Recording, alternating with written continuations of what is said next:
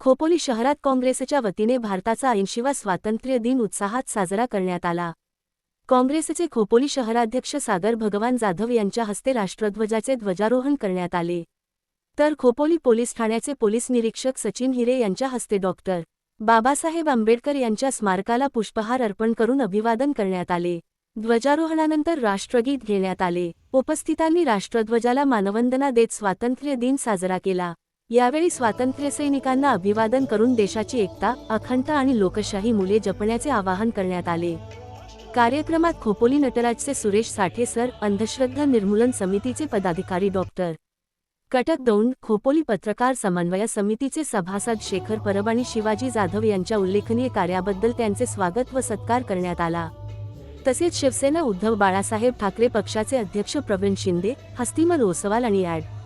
शिंदे यांचेही स्वागत करण्यात आले।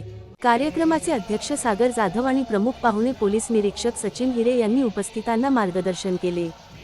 सहाय्यक पोलीस निरीक्षक संदीप पाटील आणि विजय धुमाळ यांनी सायबर चोरीपासून नागरिकांनी कसे सावध राहावे, तसेच देशाची संस्कृती आणि सामाजिक जबाबदारी याबाबत मार्गदर्शन केले। यावेळी माजी शहराध्यक्ष रिचर्ड जॉन, एबी मुलानी, काँग्रेसचे सरचिटणीस जमालभाई सोराटिया, सूत्रसंचालक प्रवीण क्षीरसागर, युवा नेतृत्व सहयोग खंडेलोटे, विलास पाटील, अर्जुन पाटील, ॲड. संदेश धावारे, सत्तार भाई, प्रकाश कलवार, प्रवीण कांबळे, तौफिक करजीकर, महिला काँग्रेस अध्यक्षा रेखाताई जाधव, उपाध्यक्षा अस्मिता साळुंखे, ममता पांडे, श्यामभाऊ विनेरकर, जिलानी शेख, विनोद सरोज, मेराज खान, गुरु धावारे, अयूब भाई, शुभम पवार, विजय इंगळे, सूरज मालकर, सागर पवार, NSUI अध्यक्ष राज सागर जाधव यांच्यासह काँग्रेसचे पदाधिकारी, कार्यकर्ते आणि नागरिक मोठ्या संख्येने उपस्थित होते। पोलीस अधिकारी आणि कर्मचारी तसेच विविध क्षेत्रातील मान्यवरांच्या उपस्थितीमुळे कार्यक्रमाला विशेष महत्त्व प्राप्त झाले।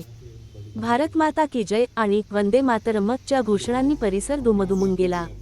देशभक्तीच्या उत्साहात आणि शांततापूर्ण वातावरणात हा स्वातंत्र्य दिनाचा कार्यक्रम संपन्न झाला।